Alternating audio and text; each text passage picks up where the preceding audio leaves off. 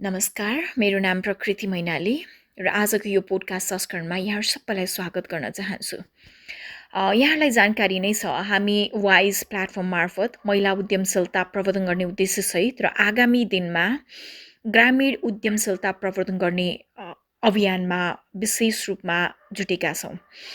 र यस पोडकास्ट मार्फत हामीले उद्यमीका उद्यमशीलताका यात्राका कथाहरूलाई यहाँ समक्ष प्रस्तुत गर्दै आइरहेका छौँ र आगामी दिनमा यो लकडाउन पश्चातका समयमा हामी ग्रामीण महिलाका उद्यमशीलताका यात्राका कथा तथा भोगाईहरूलाई यहाँहरू समक्ष प्रस्तुत गर्ने योजनामा छौँ। र आज हामीसँग यस पोडकास्टमा नागीको हनीबाट विभूति न्यौपानेजी जोडिँदै हुनुहुन्छ। उहाँ मह उत्पादन, बिक्री तथा प्रवर्धनमा सक्रिय भई देशमै स्वरोजगारको अवसर सिर्जना गरी र गराई छोटो समयमै एक सफल उद्यमीको रूपमा परिचय बनाउन सफल हुनुहुन्छ। कार्यक्रममा स्वागत गरौँ विभूति न्यौपानेजीलाई। विभूतिजी, कार्यक्रममा स्वागत छ। धन्यवाद प्रकृतिजी। विभूतिजी, हजुर, तपाईँ यो नागीको हनी व्यवसायमा लाग्नु भएको कति समय भयो होइन? अनि यो व्यवसायमा लाग्ने यो प्रेरणा चाहिँ कहाँबाट आयो? किनभने सबै युवा जनशक्ति चाहिँ सबै विदेशी नै चक्करमा छ नि। तपाईँलाई चाहिँ देशमै बसेर केही गर्छु भन्ने एउटा प्रेरणा चाहिँ कहाँबाट आयो? अब नागीको हनी भनेर मैले सुरु गरेको चाहिँ यो डिसेम्बर 2018 हो है। अब लगभग 1 वर्ष कति 3-4 महिना भयो। अनि यो सुरु गर्नुभन्दा अगाडि चाहिँ मैले पहिला अरू कामहरू पनि गरेँ हो कि, तर यो कामहरू चाहिँ फर्चुनेटली यो के भन्छ यो एन्टरप्रेन्योर्स डेभलपमेन्ट सेक्टरतिरै पर्यो। मेरो फर्स्ट जब मैले त्यसरी नै सुरु गरेँ। तर अब मैले यो सबै गर्नुभन्दा अगाडि नै मेरो जति बेला चाहिँ अब एउटा के भन्छ यो हुन्छ नि एक्साइटमेन्ट हुन्छ नि बाहिर जाने, एक्सप्लोर गर्ने, त्यो एजमा जति बेला चाहिँ मैले ठ्याक्कै मेरो ब्याचलर्स पढेर सकेँ। अनि त्यो एजमा चाहिँ मलाई पनि थियो नभए होइन लगभग गइ पनि सकेको थियो भने नि हुन्छ, किनभने मैले यो जिम्याटहरू गरिसकेको थिएँ। अनि अब गएर त्यो एक्जामहरू दिन मात्र बाँकी थियो। तर मलाई एउटा चाहिँ मैले पहिलेदेखि अब मैले स्कलरसिपहरू अप्लाई गर्छु अनि बाहिर गएँ भने पनि म एकदम राम्रोसँगै यहाँ एक्सपिरियन्स लिएरै जान्छु भनेरै सोचिरहेको थिएँ कि मैले त्यहाँ गएर धेरै गर्नुभन्दा बरु यहीँ बसेर यहाँ बुझ्छु पनि। किन बाहिर गए पनि म यहाँ आएर काम गर्छु भन्ने चाहिँ मेरो बच्चैदेखि थियो। तर मलाई बाहिर गएर एक्सप्लोर गर्न मन चाहिँ पहिलेदेखि नै थियो कि, हुन्छ नि बाहिरको सिक्न मन थियो। अनि त्यो भएपछि एक्सपिरियन्स लिने क्रममा यहाँ मैले एउटा प्रोजेक्ट पाइहालेँ, रकस्टार्ट इम्प्याक्ट भनेर ठ्याक्क सुरु हुन लाग्थ्यो बिजनेस एसिलिरेटर प्रोग्राम, नेपालको फर्स्ट एसिलिरेटर प्रोग्राम होइन। त्यो चाहिँ 3-4 महिनाको प्रोजेक्ट थियो। अनि त्यति बेला अप्लाई गरेँ, मैले पाइहालेँ। अनि त्यो भएपछि त्यहाँ काम गर्न थालेपछि मेरो कति कुराहरू चाहिँ बिस्तारै बिस्तारै चेन्ज हुँदै आयो कि म बाहिर चाहिँ पढ्न जानै पर्छ अथवा म चाहिँ अलि लामो टाइमको लागि एक्सपिरियन्स लिन जानै पर्छ भन्ने पनि छैन भन्ने चाहिँ बिस्तारै चेन्ज हुँदै आयो कि मेरो लागि चाहिँ। किनभने म यति धेरै यो एन्टरप्रेन्योरहरूको बिचमा नै यो मेरो करियर सुरु भयो कि त्यो एक्साइटमेन्ट अनि त्यो उनीहरूले यहाँ बसेर उहाँहरूले जसरी चाहिँ गरिरहनु भएको छ अनि जसरी आइडियाजहरू आउँछ अनि त्यो अब यहीँ कति चाहिँ यतिजना पनि हुनुहुन्थ्यो कि त्यहाँ 2-4 जना एन्टरप्रेन्योर जसले चाहिँ यो नेपाल बाहिर कहिले पनि नगएको मान्छेहरूले पनि कस्तो राम्रो बिजनेस यहीँ गरिरहनु भएको थियो कि, सुरु गरिरहनु भएको थियो। अनि यस्तो प्रोग्रामको थ्रुबाट चाहिँ उहाँहरूले बरु बिजनेस गरिसकेपछि चाहिँ बाहिर एक्सप्लोर गर्न, त्यो बिजनेसलाई एक्सप्लोर गर्नलाई, त्यो बिजनेसबाट सिक्नलाई चाहिँ गइरहनु भएको थियो कि। अनि त्यो देखेपछि मलाई त्यो चाहिँ एकदम रमाइलो लाग्यो कि, किनभने मलाई बाहिर जान्छु भनेपछि एउटा डर कता कता ला म फेरि त्यहीँ भुलेर म आइन भने भन्ने पनि थियो। किनभने अब सबै फ्यामिली यता होइन, म फेरि एकदम अट्याच फ्यामिलीमा। अनि त्यो हुने चान्सेस पनि छ नि त, बाहिर गइसकेपछि आउन गाह्रै छ। मेरो फ्यामिली मेम्बरहरूको हेर्दाखेरि पनि अब पहिला आउँछु भन्नुभएकोहरू पनि अहिले चाहिँ हुनुहुन्न कि, आउनुहुनु भएको छैन, उहीँ हुनुहुन्छ कि, त्यो एडजस्टमेन्ट नै गर्न सक्नुहुन्न यहाँ आएर भनेर। अनि त्यो देखिसकेपछि चाहिँ ओहो यहीँ गर्न सकिँदो रहेछ भनेर मैले अब पढाइ पनि मेरो MBA पनि यहीँ सुरु गरेँ मैले। अनि यहीँ नै अब त्यसरी नै एन्टरप्रेन्योरहरूकै बिचमा बरु काम गरिराखेँ। त्यो एक्साइटमेन्ट कहिले पनि घटेन कि, झन् त्यो इन्करेजमेन्टहरू भइराख्यो।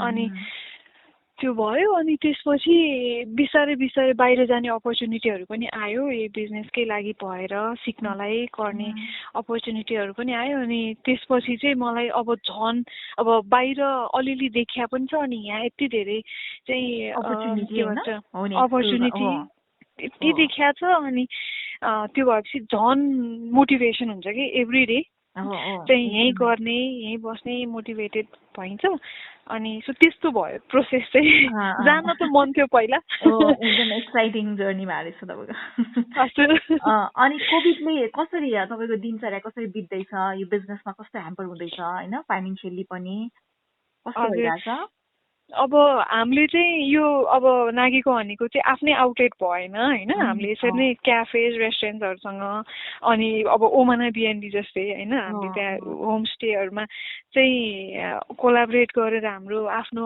आउटलेटहरू राखिरहेको थियौँ अब त्यो त अहिले सबै बन्द छ नि त क्याफे रेस्टुरेन्टहरू त कम्प्लिटली बन्दै छ नि त त्यसले गर्दाखेरि चाहिँ त्यहाँ जसरी अब क्याफेमै युज हुन्थ्यो अनि क्याफेको थ्रुबाट पनि त्यहाँ लिएर जानुहुन्थ्यो त्यहाँ आउने कन्ज्युमरहरूले त्यो त बन्द नै भएको छ तर अब त्यो बाहेक चाहिँ हामीले यो डिपार्टमेन्टल स्टोरहरूमा पनि लकिली त्यो लकडाउनभन्दा अगाडि नै राखिहाल्यौँ र त्यहाँबाट अलिअलि गइरहेछ हाम्रो अनि हजुर हजुर सेलवेजमा राखेका छौँ गइरहेछ अनि यो रिटेल स्टोरहरू जस्तो पनि छ कि एउटा नमुना कोसेली घर भन्ने छ उता पेप्सी खोलामा उहाँहरूले पनि अब खोलिरहनु भएको छ जो त्यहाँबाट गइरहेछ यो रिटेल स्टोरहरू जस्तो थ्रुबाट चाहिँ गइरहेछ नभए अहिले त बन्दै छ तर एउटा पोजिटिभ चाहिँ जो चाहिँ रेगुलर हुनुहुन्थ्यो उहाँहरूले चाहिँ अनलाइन अर्डर गरेर चाहिँ डेलिभर गरिदिनुहोस् भनेर भनिरहनु भएको हुन्छ होइन अनि हामीले चाहिँ यो खेती फुड भन्ने जस्तो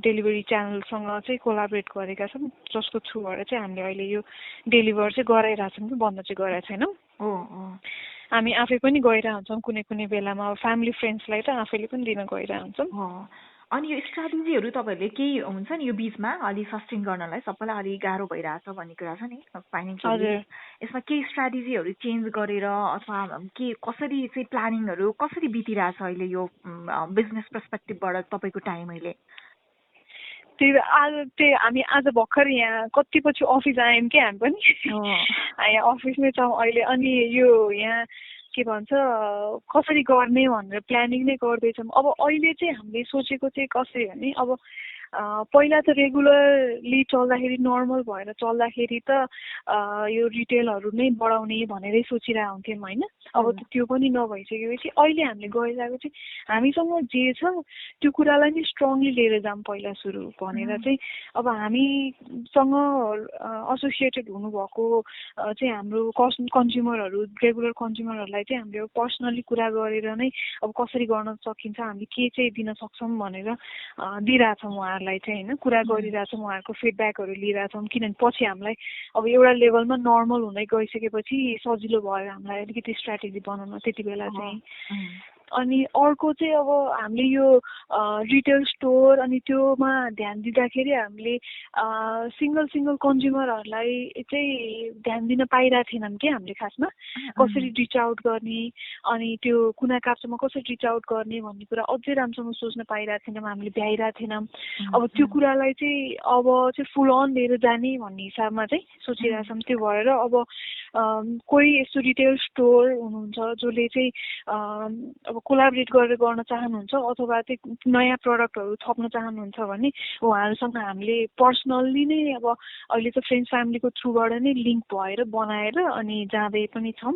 र अब कोही हुनुहुन्छ भने आउनुहोस् भनेर पनि अब हुन्छ नि कोलाबरेट गरौँ भनेर हामीले प्रपोजलहरू राख्दैछौँ कि अब चाहिँ सानै अब त्यो एकदम फ्यान्सी हुनुपर्छ भन्ने पनि छैन हुन्छ नि हाम्रो घर वरिपरिकै किराना पसलहरू नै कि किनभने अब त्यही पनि खुल्न गाह्रो छ त्यही पनि ठुलो भइसक्यो क्या हामीलाई त अब त होइन अनि सबैजना सुपर मार्केटसम्मै जानलाई त्यो ऊ पनि नहुन सक्ला मोबिलिटीको लागि त्यो ट्रान्सपोर्टेसन पनि नहुन सक्ला होइन अनि त्यो भएर अब त्यसरी नै के छ आफू वरिपरि हजुर हजुर अनि विभूतिजी तपाईँको प्रडक्ट के नागीको हनीको प्रडक्टको प्राइसिङ चाहिँ कस्तो छ जस्तो कि डाबरहरू पतञ्जली भयो अनि अरू पनि ब्रान्डहरू छ नि लोकल ब्रान्डहरू नै उहाँहरूको हेरिकन अलिकति एउटै प्राइस लेभलमा छ कि प्राइस बढी छ कि घटी छ कस्तो छ अन्डर प्राइस ओभर प्राइस हाम्रो चाहिँ ठ्याक्क प्रडक्ट नै कस्तो भइदियो भने एकदमै र अनि नेचुरल अनि के पनि एडेड नभएको भएर हामीले जस्तो आउँछ त्यस्तै दिने भएको भएर चाहिँ हामीले गर्दाखेरि अब यो कमर्सियल प्रडक्टहरू जुनमा चाहिँ अलिकति एडेड हुन्छ होइन अब यो सुगर सिरपहरू मिसाएको हुन्छ त्यसले गर्दाखेरि चाहिँ त्योभन्दा त अलिकति महँगो नै छ यो कमर्सियल प्रडक्टहरू जस्तो चाहिँ छैन तर नेपालमै अहिले काठमाडौँमा नेपालमै भनेर नभनौँ काठमाडौँमै चाहिँ जस्तो हाम्रो जस्तो खालकै र दिने प्रडक्टहरूको लेभलमै छ हामीले अहिले 1100 पर केजीमा बेचिरहेछौँ होइन सिसाकोमा बेच्छौँ हामीले चाहिँ अब प्लास्टिकमा बेचिरहेको छैनौँ अहिले किनभने प्लास्टिकले हनीको क्वालिटी पनि बिगार्छ भनेर अर्ग्यानिक गएपछि फुल अन अर्ग्यानिक नै जाने नि किन आधी मन तपाईहरुको नागीको मात्रै हो प्लास्टिक हैन कि सिसामा भएको नागीको मात्रै हो प्याकेजिङ नागीले मात्रै चाहिँ पुरै सबैतिर चाहिँ सिसामा दिन्छ तर अरू एउटा दुईटा कम्पनीहरू पनि छ जसले चाहिँ त्यही प्रडक्ट सिसामा पनि दिनुहुन्छ अनि प्लास्टिकमा पनि दिनुहुन्छ के अरे एउटा कम्पनी छ जस्तो लाग्छ मलाई है नभए चाहिँ यस्तो फुल अन सिसामै सबै सिसामै दिने भनेर चाहिँ छैन लोकल प्रडक्टमा मैले त्यस्तो किनेको अहिलेसम्म किनेको प्लास्टिकमै हुन्छ के हनीहरु हजुर त्यही त लोकल भन्यो अनि लोकल त्यो के अरे प्लास्टिकमै हुन्छ भनेर भन्छ तर त्यो झन् रङ कन्सेप्ट हो कि बिगार्छ कि प्लास्टिकले चाहिँ हनीलाई झन् अनि सिसामा चाहिँ अलिकति प्रिजर्भ हुन्छ किनभने हनी यसै पनि एकदम एक्टिभ पार्टिकल हुन्छ क्या हनीमा चाहिँ अनि त्यो सिसा प्लास्टिकसँग त्यो उ भयो भने चाहिँ त्यो टच भयो भने चाहिँ धेरै बेरसम्म रहिरह्यो भने चाहिँ त्यसले इन्टरेक्ट गरेर अनि झन् नराम्रो ब्याक्टेरियाहरू फर्म गर्छ कि भनेपछि त एउटा चाहिँ इन्भाइरोमेन्टको पर्सपेक्टिभबाट पनि तपाईहरु अलि इको हुन्छ नि इको फ्रेन्डली अनि प्लस त्यो यसको एउटा प्रिजर्भेसनको हिसाबले पनि हैन क्वालिटी मेन्टेन गर्ने हिसाबले पनि हजुर अनि तपाईहरुको एउटा रिफिलको पनि एउटा कन्सेप्ट ल्याउनु भएको थियो नि त्यो चाहिँ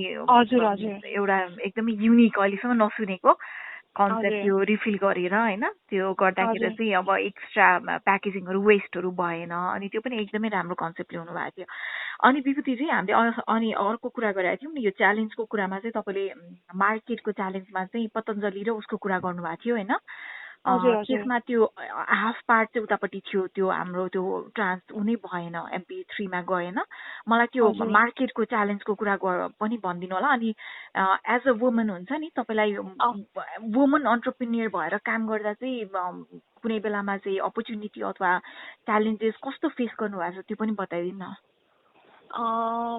एज अ अब जस्तै हनीको केसमा चाहिँ मार्केटको च्यालेन्ज हेर्ने हो भने चाहिँ मार्केटमा चाहिँ अहिले हामीले फेस गरिरहेको मार्केटको च्यालेन्जमा चाहिँ यो कमर्सियल प्रडक्टहरू यो इन्टरनेसनल प्रडक्टहरू धेरै छ कि नेपालमा होइन इन्डियन प्रडक्टहरू भनौँ न अझै पतञ्जलि टावर अनि उनीहरूले चाहिँ एउटा माइन्डसेट क्रिएट गरिदिइसकेको छ यस्तै खालको हुनुपर्छ हनी भनेर अनि फेरि उनीहरूले चाहिँ अब एउटा सिम्बल के भन्छ एउटा रिप्रेजेन्टेटिभ युज गरेर छ योगा इन्स्ट्रक्टर यताउति भनेर तर प्रडक्ट चाहिँ त्यस्तो ब्रान्डिङले गर्दाखेरि तर प्रडक्ट चाहिँ त्यस्तो त्यो क्वालिटीको अनि जस्तो उनीहरूले भनेको छ त्यस्तो खालको चाहिँ छैन कि अनि त्यसले गर्दाखेरि चाहिँ अब हामीलाई बुझाउनलाई अलिकति गाह्रो छ प्लस अब त्यो उनीहरूसँग जस्तो एक्सेस छ उनीहरूले जसरी चाहिँ त्यो गर्न सक्छ हामीसँग त्यस्तो पावर पनि छैन अहिले स्टार्टअप भइसक्यो भएर सबैतिर हामीले क्रेडिटमा गर्न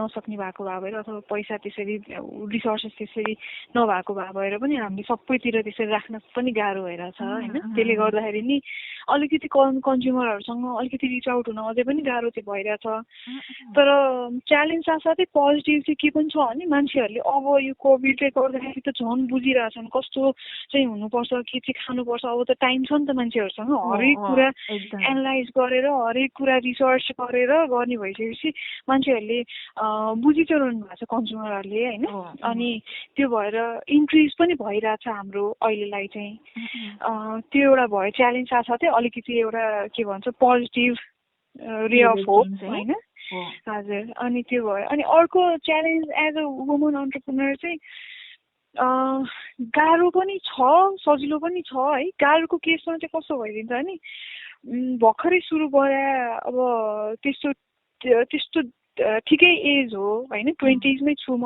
अनि त्यो भइसकेपछि कहिलेकाहीँ चाहिँ अलिकति आफ्नो कुराहरू कन्भिन्स गराउन गाह्रै हुन्छ कि एज अ वुमन पनि। अनि अलिकति सानो भएको हिसाबमा पनि गाह्रै हुन्छ। अब जस्तै मलाई फार्मरहरूकै केसमा जानु पर्यो अथवा त्यहाँ गाउँघरतिर जानु पर्यो भने त्यहाँ त अब झन् यसरी एउटा भर्खरकी केटीले आएर कुरा गर्ने भन्दाखेरि त अलिक गाह्रै पर्छ नि त कुराहरू बुझाउनलाई। सो त्यो केसमा म कहिलेकाहीँ अब धेरै जस्तो एक्लै गएर हुन्छु। एक्लै जाँदाखेरि चाहिँ झन् गाह्रो हुन्छ कि मलाई त्यहाँ बुझाउनलाई। अब उनीहरूले केटा मान्छेले मात्रै त्यसरी आएर बोलिरहेको देखेको, अनि यहाँबाट गएपछि त्यो गाह्रो हुन्छ। तर बुझ्ने मान्छेहरूले सिटिजतिर चाहिँ जस बुझ्नुहुन्छ अनि यो वुमेन अन्टरप्रेनर भनेर हेल्प गर्ने अनि त्यसपछि ल सपोर्ट गर्नुपर्छ भनेर धेरै हुनुहुन्छ कि। त्यसले गर्दाखेरि सजिलो, हजुर सजिलो नि छ। तर अब कुनै कुनै बेलामा त्यही कुरा चाहिँ अलिकति आफू फरवर्ड भइदियो भने त्यही कुरालाई नेगेटिभली लिदिने मान्छेहरू पनि नहुने होइन, हुन्छ होइन। आफूले अब अलिकति एक्टिभली कुरा गर्नु पर्यो, अलिकति राम्रोसँग कुरा गर्नु पर्यो। अनि त्यसलाई चाहिँ अलिकति मिसअन्डरस्ट्यान्ड गरेर अनि अब अलिकति नराम्रो म्यानरहरू देखाइदिने मान्छेहरू पनि हुनुहुन्छ कि। अब त्यो बुझेरै आएको हो, त्यो भए भएर अलिकति कोपअप गर्नु त सकिरहेको छु अहिलेसम्म होइन। अहिले मैले पहिला 5 वर्ष काम गरेको पनि एक्सपिरियन्सले त्यति बेला पनि धेरै यस्तो कुराहरू भोग्या भएर अनि कसरी ह्यान्डल गर्ने यस्तो सिचुएसन भनेर पनि आइडिया छ कि। त्यसले गर्दाखेरि चाहिँ सजिलो भइरहेछ। तर च्यालेन्जेसहरू आउँछ। एउटा त अझ के भन्छ मेन्टल्ली नै कति प्रेसर हुन्छ होइन, सोसियल प्रेसरहरू यति धेरै आइरहेको हुन्छ। अब यो उमेरमा बिहा नगरेर व्यापार गरेर बस्ने, अनि अब राति हिँड्ने, बिहानै हिँड्ने, नखाने, अनि के भन्छ यो घाममा हिँड्ने, अनि यो फेस यस्तो बिगार्ने भनेर ओहो आउँछ होइन अलिकति सोसियल प्रेसरहरू। कोही रिलेटिभ्सहरूले अब घरबाट सपोर्ट त गरिरहनु भएको छ बाबुमम्मीले होइन, तर त्यो आउँछ कि कताबाट आउँदो रहेछ।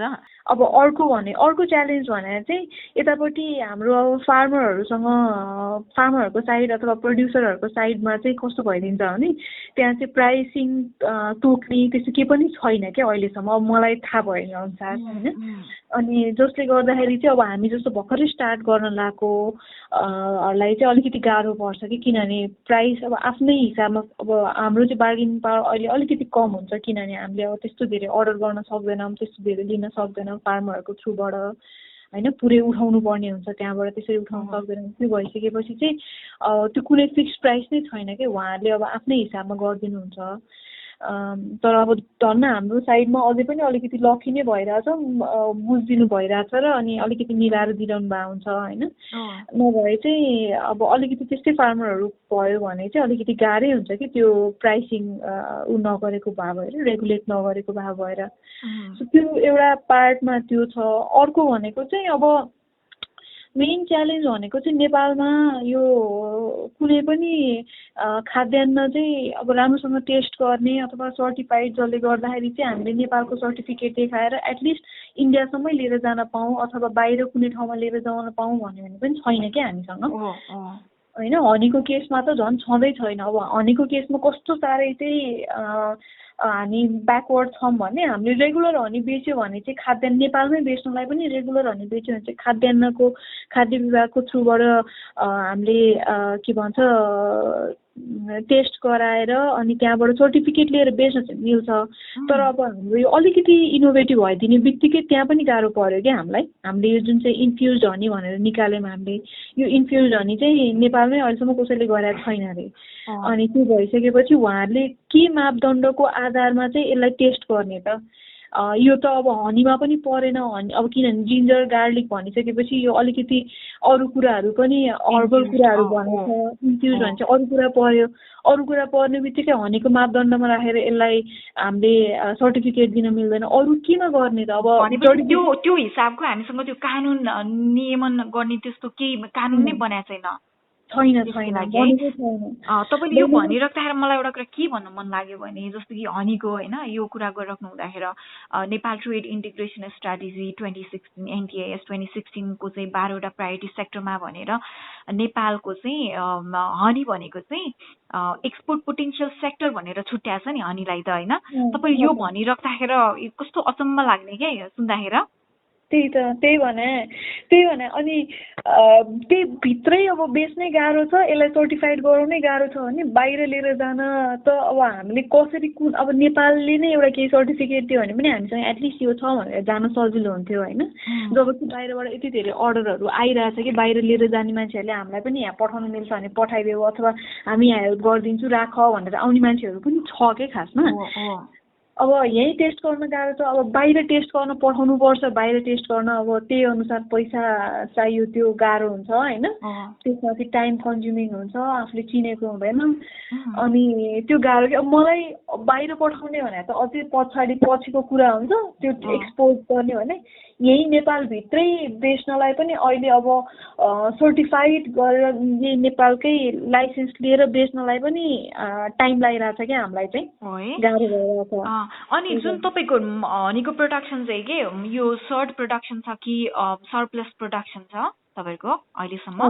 हजुर हजुर सरप्लस प्रोडक्सन कि प्रोडक्सन बढी भएर तपाईँसँग स्टकमा रहिराखेको खालको छ कि अझ डिमान्ड अनुसार तपाईँहरूले अझै सप्लाई गर्न नसकिराख्नु भएको अवस्था कस्तो छ? खासमा चाहिँ हनी अब हामीले जसरी बेचिरहेछौँ त्यो तरिकाले बेचिरहेको भए चाहिँ सबैले त्यसरी बेचिरहेको भए कुनै मिक्स नभए चाहिँ खासमा डिमान्ड फुलफिल गर्न सक्ने क्यापेसिटी नै छैन हाम्रो नेपालमा होइन। किनभने हामीले चाहिँ जसरी प्रड्युस गर्छौँ त्यसबाट चाहिँ त्यही रानी मौरी एउटा युज गरेर हामीले यदि यहाँ चाहिँ 50 केजी मात्रै प्रड्युस गर्न सक्छौँ भने खासमा त्यसको क्यापेसिटी चाहिँ 200 केजीसम्म प्रड्युस गर्ने क्यापेसिटी हो कि हामी त्यस्तो ल्याक गरिरहेछौँ कि पछाडि होइन। अनि त्यो भएको भएर अहिले हामीले अब र हनी नै गर्ने भए एकदम प्योरली गर्ने भए त हामीले नेपालकै डिमान्ड मिट गर्नै सक्दैनौँ। तर अब यहाँ मिक्स गर्ने भएको भएर चाहिँ डिफ्रेन्ट मिक्स गर्ने भएको भएर चाहिँ अब पुगिरहेछ त्यो गइरहेछ बजारमा अरू मार्केटहरूमा पनि। तर हामीले अहिले बेच्दाखेरि चाहिँ अब हाम्रो ठिकै च्यानल भइरहेको भएर हाम्रो अहिलेसम्म अब सुरु गरेको धेरै भएको छैन होइन। अब मान्छेहरूले बल्ल थाहा पाउँदै हुनुहुन्छ हाम्रो ब्रान्डको बारेमा किन्दै हुनुहुन्छ, अनि त्यो भएर चाहिँ हामीले डिमान्ड फुलफिल गर्न सकिरहेछौँ। तर अब हामीले यही क्वालिटीकै हामीले पछिसम्म बेच्ने हो भने चाहिँ डिमान्ड कम्प्लिटली फुलफिल गर्न चाहिँ हामीलाई नि गाह्रो हुन्छ।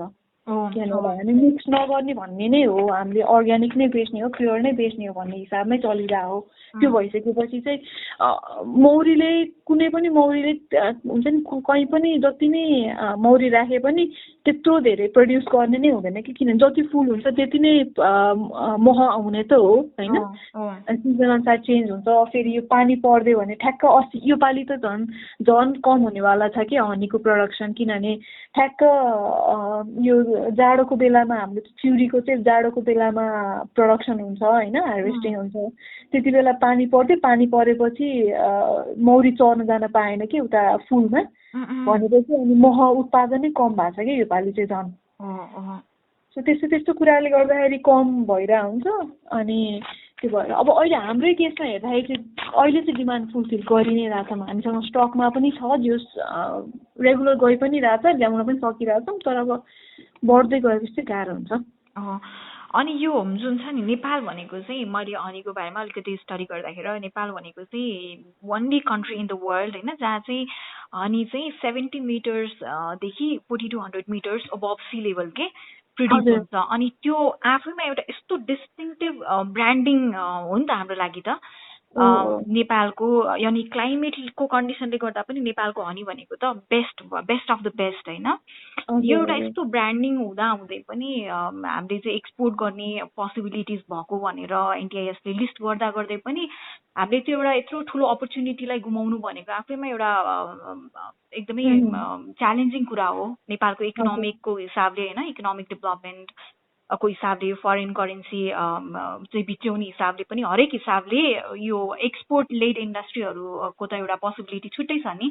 अनि तपाईँलाई यो यसमा होइन अब सरकारले चाहिँ के गरिदियोस् जस्तो लाग्छ होइन यो हनी व्यवसायीहरूलाई स्पेसल्ली के गरिदियो भने चाहिँ अझै एउटा इन्डस्ट्रियल हिसाबले अगाडि बढ्न सकिन्छ जस्तो लाग्छ?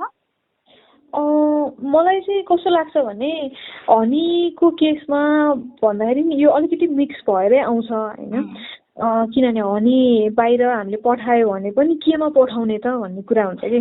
हाम्रो सबभन्दा गाह्रो चाहिँ हनी त हामीले यहाँ प्रड्युस गरौँला अरे होइन, अब त्यसमा सरकारले हामीलाई केही नगरिदिए पनि हामी आफैले मिलेर प्रड्युस गरिदिउँला अरे। तर हामीले जुन चाहिँ हनी राख्ने सामान हुन्छ नि, अब अथवा त्यो प्याकेजिङहरूको कुरा चाहिँ सिम्पल प्याकेजिङको लागि पनि हामीले बाहिर पठाउने भनिसकेपछि जस्तो पायो त्यस्तै यहाँको हामीले हुन्छ नि अब तरकारी बजारमा अथवा लोकल मार्केटमा प्लास्टिकमा बेचेर त्यो के अरे यो इलास्टिक लाएर बेचेर त्यस्तो पनि त पठाउन मिल्दैन। राम्रैसँग पठाउनु पर्यो बाहिर पठाउने भइसकेपछि होइन, अनि राम्रो जग्गामा सेनिटाइज गरेर अनि राम्रोसँग प्याकेजिङ गरेर सिल गरेर। अनि त्यो गर्नको लागि चाहिँ हामीसँग यहाँ इनफ र मटेरियल नै छैन कि। हामीले बाहिर पठाउनु पर्यो भने ल उताबाट चाहिँ हामीलाई यस्तो खालको ड्रममा पठाइदेऊ अथवा यस्तो खालको प्याकेजिङमा पठाइदेऊ भन्यो भने हामी नेपालमा त्यो पाउँदैन कि, छँदै छैन कि।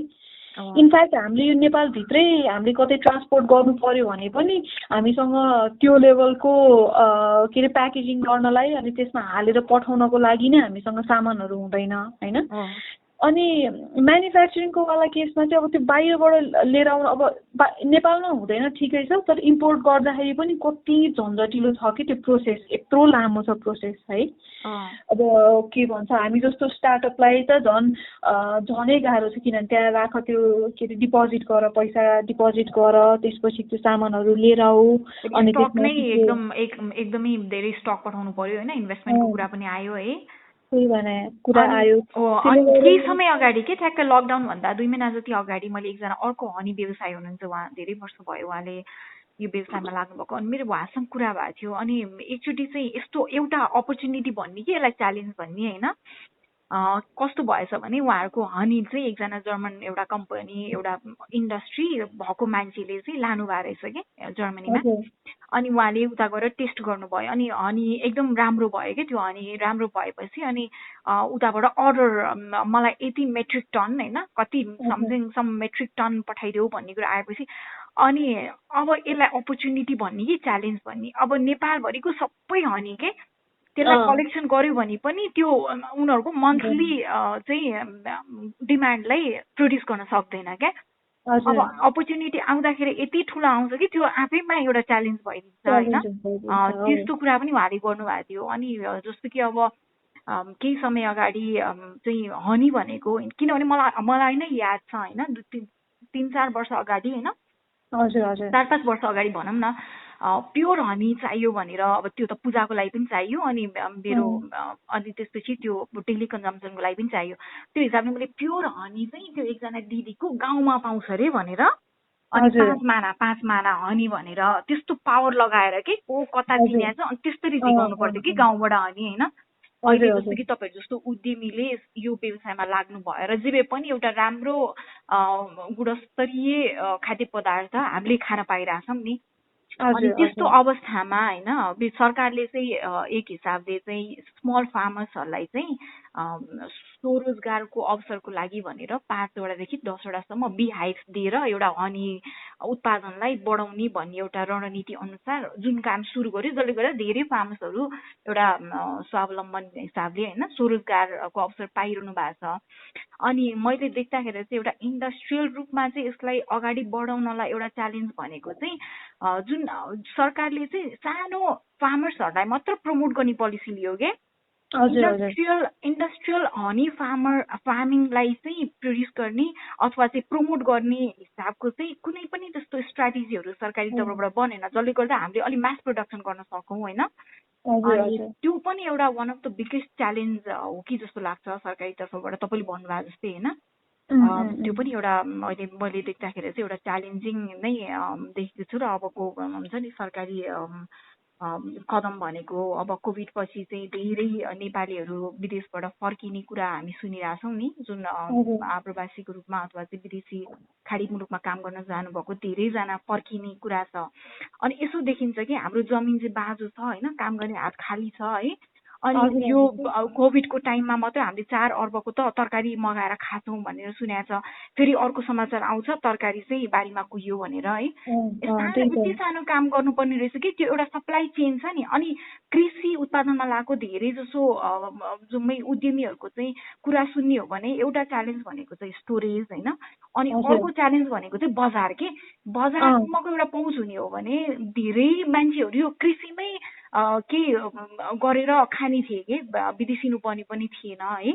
हो नि। अब धन्न अब अहिले हाम्रो केसमा चाहिँ कस्तो भयो भने मह चाहिँ कुहिएर जाने अथवा एक्सपायर भइहाल्दैन क्या, हामीले फेरि त्यो मिक्स नगरेको भए भएर पनि हाम्रो चाहिँ 4-5 वर्षसम्म हामीले जसरी स्टोर गरेर राखेको छौँ नर्मल टेम्परेचरमा स्टोर गरे पनि बिग्रिँदैन क्या हनी चाहिँ। तर अब त्यस्तै खालको कुनै अब यो कृषि बाली अथवा त्यस्तै खालको एग्रिकल्चर प्रडक्ट त्यस्तो भयो भने त यो कुहिएर जाने हजुर भन्नुभएको छ, त्यो कुहिएर जाने चाहिँ कति हुन्छ कि होइन। अनि त्यो त एकदमै गाह्रो नै छ, त्यो गाह्रो छ। प्लस अब अर्को चाहिँ के भन्छ हामीले गर्न खोज्नेहरूको लागि पनि इन्फर्मेसन अब छ कि अब कस्तो छ भने हनीको लागि पनि एक्सपोर्ट गर्नलाई यो दिने त्यो दिने भनेको छ, तर खोज्नलाई कति ठाउँमा चार्नुपर्छ कि एक्सपोर्टको लागि भनेर मैले हामीले एक्सपोर्ट गर्नलाई सुरु गर्ने अब यो सबै डकुमेन्टहरू लिम भनेर हामीले सुरु गरेको कति 2-4 महिना अगाडिदेखि नै हो होइन। 2-4 महिना अगाडि नै सुरु गरेका थियौँ। त्यो एउटा बुझ्नको लागि एउटा काम अब हामीले नेपालबाट इन्डियामा कसरी पठाउनु पर्छ भन्नको लागि मैले लगभग कति 3 कि 4टा अफिस चारे होला कि दिनदिनै। अनि त्यसपछि पनि हो फेरि मान्छे पछि फरक हुने, अब एउटा स्पेसिफिक कोही पनि केही नभइदिने कुराहरू होइन। अनि त्यसले गर्दाखेरि चाहिँ एकदमै गाह्रो कि बाहिर लिएर जानै गाह्रो। अनि अब यहीँ नेपालभित्रै पनि अब कुनै मापदण्ड छैन, जसले जे गर्दै पनि भइदियो है। अनि यो 1 विन्डो पोलिसी भन्छ नि सरकारको चाहिँ 1 विन्डो पोलिसी गरिदियो भने चाहिँ अलिकति सजिलो हुन्छ होला है। अनि तपाईँहरूको चाहिँ तपाईँले के यो जुन अबको 2 वर्षमा हुन्छ नि 2 इयर्समै जाउँ न, कुनै स्ट्राटेजी लिनु भएको छ जस्तो कि मह नै उत्पादनलाई चाहिँ अलिकति बढाउने, उत्पादन बढाउने, इन्डस्ट्रियल रूपमा अझ अगाडि लैजाने कुरा सोच्नु भएको छ कि अथवा चाहिँ फरवर्ड इन्टिग्रेसन मैले अनि यो हनी कुकिजहरू अनि चकलेट्सहरू बडी केयरहरूको प्रडक्ट्सहरू के हुँदो रहेछ नि त्यस्तो पनि उत्पादन गर्दै जाने सोचाइ छ कि यही हनी नै कन्टिन्यू गर्ने सोचाइ छ तपाईँको? मेरो चाहिँ फर्स्टमा चाहिँ अब यो हनीलाई नै डिफ्रेन्ट रेन्जमा हरिजेन्टली नै डाइभर्सिफाई गर्दै लिएर जाने, हनीकै डिफ्रेन्ट रेन्जहरू होइन। अनि यसलाई नै राम्रोसँग हामीले कसरी प्रड्युस गर्दै जाने, अनि यसलाई चाहिँ स्ट्यान्डर्डाइज गर्दै लिएर जाने एउटा चाहिँ पार्टमा त्यो काम गरिरहेको मेजर। किनभने अहिले हाम्रो स्ट्यान्डर्डाइज खासमा बाहिर पठाउनलाई स्ट्यान्डर्डाइज छैन कि अझै पनि त्यो गरिरहेको। अनि अर्को चाहिँ हामीले अहिले नै साइड बाई साइड ट्राई गरिरहेको चाहिँ हनीबाट हामीले अरू के निकाल्न सक्छ, त्यस्तै हजुरले भन्नुभयो नि यो ऊहरू बडी केयर भनेर चाहिँ सोचेको छैन, तर खानेमै धेरै हामी सोचिरहेछौँ कि हनीबाटै हुन सक्ने चक्लेट हुन सक्ला होइन, कुकिजहरू होइन, हजुर एनर्जी बारहरू हुन सक्ला। अनि त्यो डिफ्रेन्ट प्रड्युस गर्नेतिर। अनि किनभने अब हनी अर्को एउटा च्यालेन्ज चाहिँ के पनि छ भने हनीको सेक्टरमा हनी चाहिँ हामीले बाहिर पठाउनलाई अरू कस्तो छ होइन, अरू अब डिटेलमा गयो भने कतिको गाह्रो छ, किनभने डिटेलमा नगएसम्म थाहा हुँदैन। तर हनीको केसमा चाहिँ एकदमै गाह्रो छ कि डिटेलमा गएर हामीले अब बाहिर पठाउने नै हो भने पनि नेपालबाट हामीले के पनि गरेका छैनौँ भने पनि के आधारमा गाह्रो छ भने जस्तै अस्ट्रेलिया जस्तो देशमा त्यहाँ चाहिँ बीको पल्युसन चाहिँ एकदमै पपुलेसन चाहिँ एकदमै कम भइरहेछ कि बीहरूको पपुलेसन होइन। अनि त्यसले गर्दाखेरि चाहिँ एसियाको एकचोटि के भएको थियो भने एसियाको बी प्रडक्टले गर्दाखेरि हो कि बीले गर्दाखेरि चाहिँ त्यहाँ के भन्छ बीको पपुलेसन चाहिँ कम भएको थियो कि त्यो एउटा ब्याक्टेरिया रोग लागेर। अनि त्यो भएको भएर चाहिँ एसियाबाट जानलाई झनै गाह्रो छ बी प्रडक्टहरू हनी लिएर जान अथवा बी नै लिएर जानु पर्यो भने हुन्छ नि, बेच्नु पर्यो भने।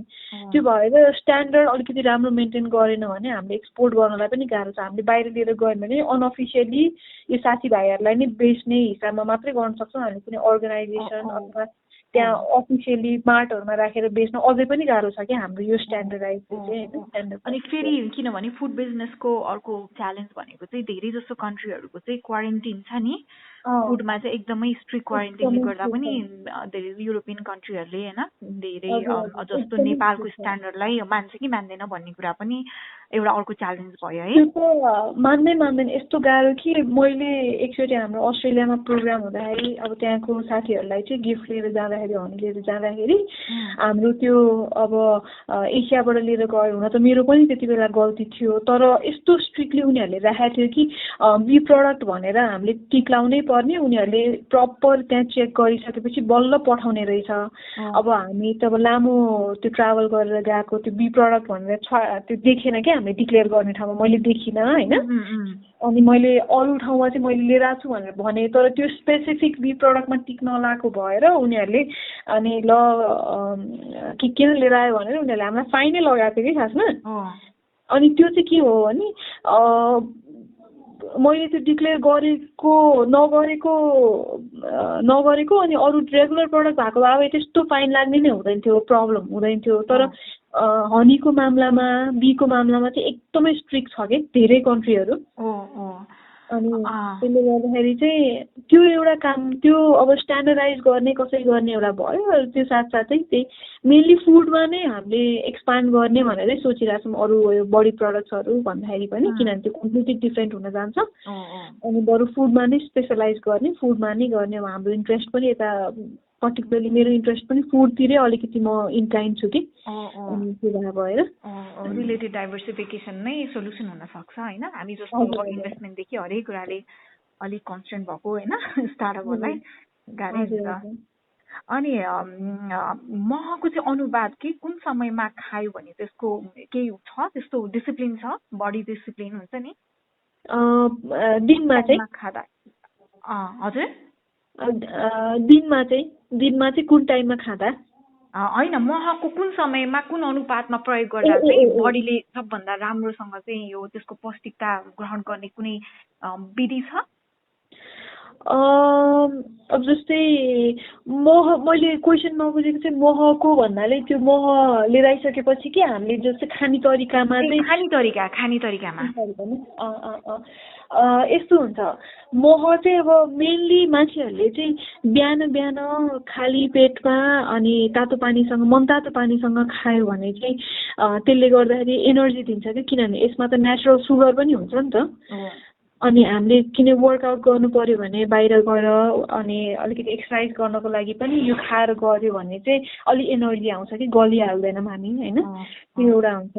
अनि अर्को चाहिँ यसले चाहिँ खाली पेटमा खाँदाखेरि त्यो अझ कागती राखेर खायो भने चाहिँ यो फ्याट पनि रिड्युस गर्छ भन्छ होइन। डिसिप्लिनमा बस्नु त पर्छ तर त्यतिले मात्र रिड्युस गर्दैन फ्याट, अनि त्यसले अलिकति हेल्प चाहिँ गर्छ। अनि त्यो भनेको अर्को भनेको चाहिँ हामीले कसरी खायो भने चाहिँ यसलाई फाइदा हुन्छ भन्ने हो कि। जस्तै हनी राम्रो छ, यो राम्रो हो स्वास्थ्यको लागि भन्नेमा एकदमै धेरै खाएर पनि यसले मान्छे मोटाउने पनि हुन्छ, किनभने हामीले कुनै सुगर एड नगरेकै हनी भए पनि नेचुरल सुगर त हुन्छ नै नि त यसमा होइन। अनि त्यो नेचुरल सुगरले पनि मोटाउने चान्सेस चाहिँ हुन्छ कि। अनि त्यो कोलेस्ट्रोल पनि हाई गराउने चान्सेस हुन्छ। त्यही भएर एकदमै धेरै खानु पनि हुँदैन कुनै कुरा पनि, यो हनी पनि त्यही नै पर्छ। तर हामीले मिलाएर खायो भने बिहानको समयमा अनि बेलुकाको समयमा चाहिँ दुधसँग घोलेर खायो भने मिठो निद्रा लाग्ने, अनि बच्चाहरूलाई पनि त्यो के अरे यो मेमोरी चाहिँ अलिकति राम्रो हुने गर्छ अरे कि। अनि त्यस्तो चाहिँ अनि कसरी मिलाएर खाने, केसँग मिलाएर खाने। अब जस्तै जामहरू, त्यो जाम भनेको अब सबै सुगर नै हो होइन। सुगरको सट्टा बरु हनी खायो भने चाहिँ अल्टरनेटिभको रूपमा अल्टरनेटिभमा खायो भने हुन्छ, किनभने सुगरले ब्रेनलाई ड्यामेज गर्दै जान्छ नि त बिस्तारै लङ टर्ममा त। अनि त्यो भएर हनीलाई रिप्लेस गर्यो भने चाहिँ राम्रो हुन्छ। अनि यो कोभिडको तपाईँले छ नि कोभिडको अलिकति कुरा गरौँ न। अब यो अहिलेको क्राइसिसमा तपाईँलाई धेरै जसो उद्यमीहरूलाई चाहिँ साइकोलोजिकल इफेक्ट पनि परिरहेछ नि त, किनभने त्यो साइड भइसकेपछि त्यसको फिक्स एक्सपेन्डिचर जसरी पनि कभर गर्नु पर्यो होइन।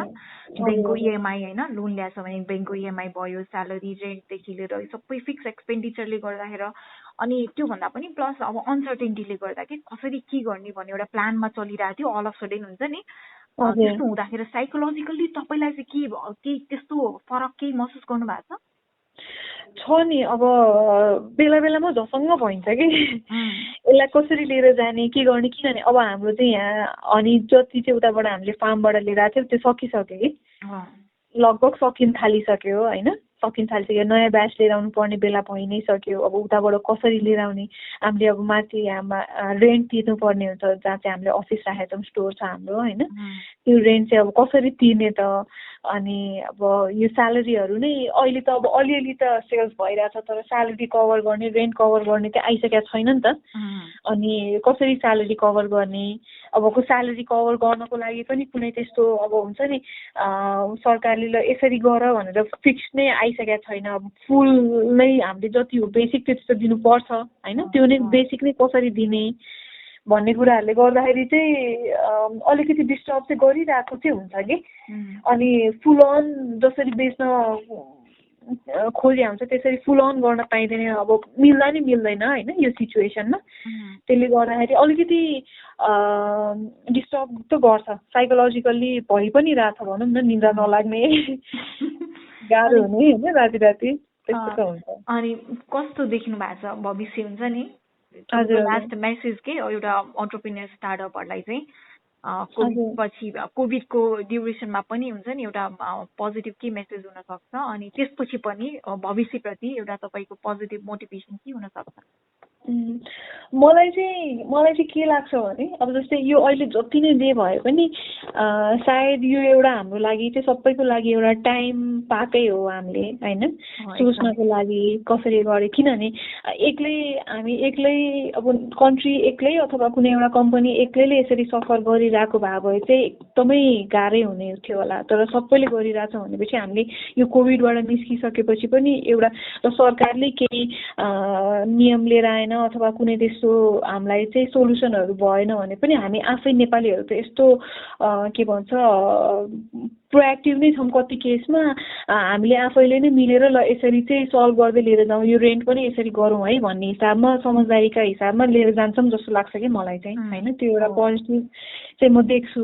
सो त्यो भएर आत्तिहाल्न चाहिँ पर्दैन।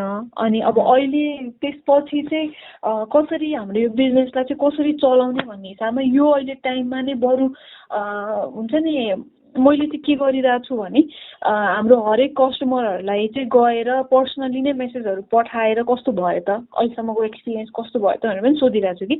अनि अथवा हामीले यो न्यू इयर अस्ति भर्खर न्यू इयर भयो अथवा कुनै ओकेजनमा चाहिँ पर्सनल्ली नै अहिलेसम्म चाहिँ अब हामीले मासमा इमेलहरू पठाएर हुन्थ्यौँ अथवा मासमा चाहिँ मेसेजहरू पठाएर हुन्छौँ भने अहिले चाहिँ पर्सनली नै पठाएर कस्तो भयो त के भयो त भनेर पनि सोधिरहन्छौँ। अनि अलि लामै कुराहरू गरिरहन्छौँ किनभने अहिले त फुर्सद त सबैको होइन।